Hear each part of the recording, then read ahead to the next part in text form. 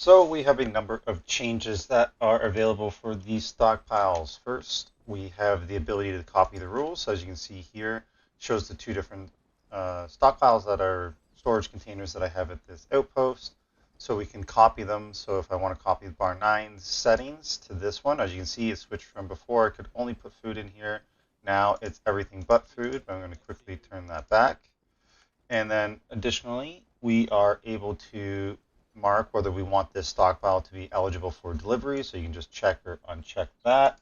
And also, when speaking about deliveries, we now have the option to do a top up. So it'll compare what is currently in store, or in stock rather, at the outpost and top it up to that certain amount.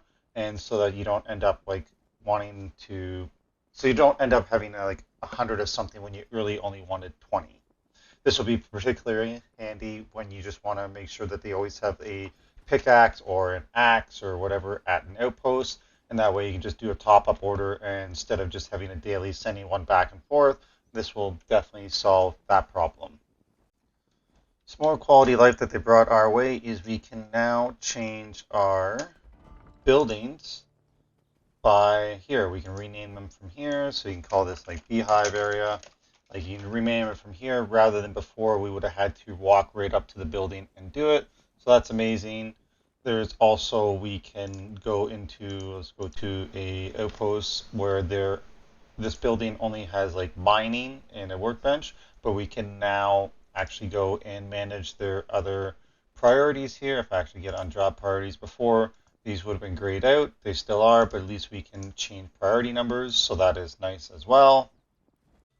They have also added in a lot more customization for the books. So as you can see here, we actually have books that are very different colors and they have different pictures on them, which will help us identify them much easier.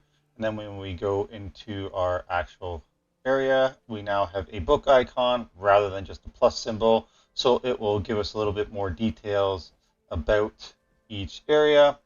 So let's just see here. I'm just trying to figure out which one I might want to read. So let's just go to two-hand. So now we can go here and we can see what kind of books we have available. And if we want to read the book, how high it will make our experience. Let's just read that. So that is also pretty sweet. And it tells you the countdown of how long until the book is completed, which was missing previously as well. So that's awesome there. They've also made the delivery system also respect any criteria that you have for the actual stockpiling of items. And additionally, they also added in, they split up the gear in between. Before it was just equipment and armor, so now we actually have armor, gear, we have weapons and ammo, so that is pretty sweet as well. And also, they added that for the weapons rack as well. So now when we go to weapons rack, we can actually see we have the ability to specify whether we want tools to end up here or weapons only. So that is also pretty sweet. So you no longer have to wander around trying to figure out which weapon rack your tools are on. You can actually set those rules up and fix that from the get-go.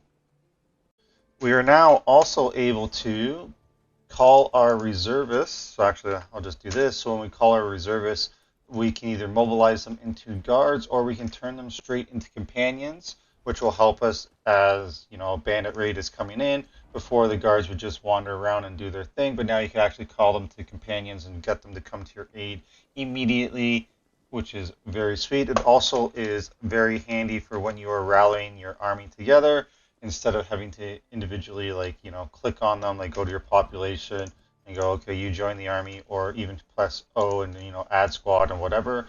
You can and go through the recruit thing. You can now just hit K, call them to your companions, and rally your army, and, you know, then go to your staging ground, tell them to stock up and everything, and you will be on your way much faster.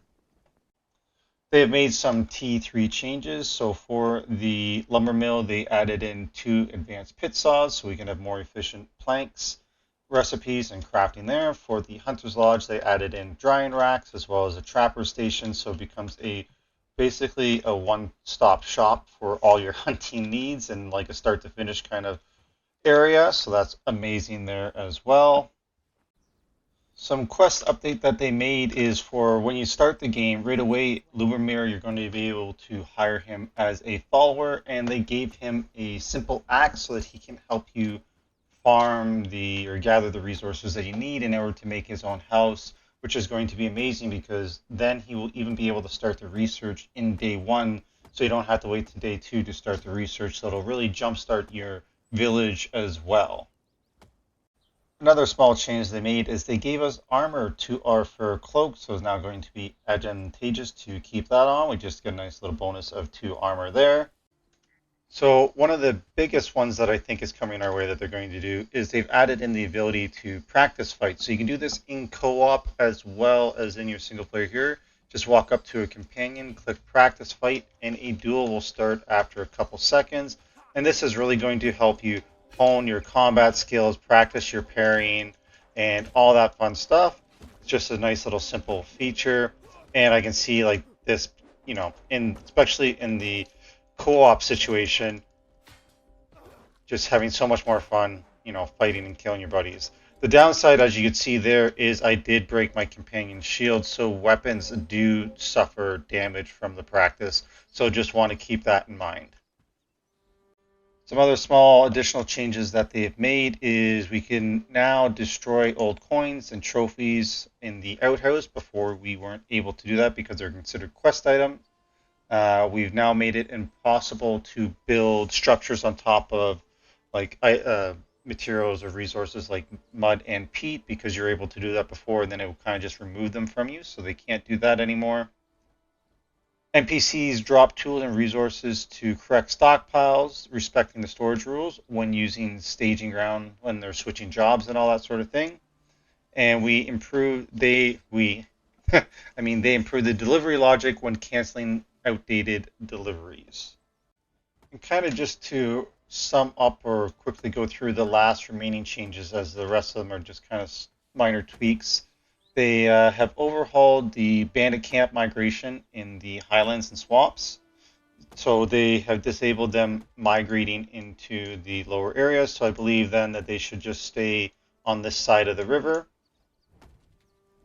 They have added, if you have cleared out all of the bandit camps, they have added in bandit settlers that keep coming to Carvina.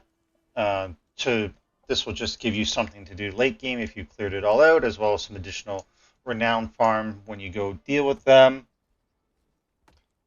And they have just made some other minor changes about, followers, not companions, but followers, as well as bandits getting stuck on items and then that causing crashes. So they've worked on that as well as some other UI changes. But that was pretty much all the main ones that I covered earlier. So anyhow, this is what is currently on the preview branch. So again, make sure if you are going to play on the preview branch, back up your saves from the live version. This will be coming to the live, I don't know when, but these are some awesome changes that they have been making, and combined with the previous one, like, this game just keeps getting better and better. So I can't wait to see what they have in store for us next. So as always, that is it for me for this video. As always, we appreciate like, shares, and subscribe, so please click those buttons. And until next time, I hope you're enjoying BellWright and all the amazing stuff that they keep bringing our way. See you in the next video.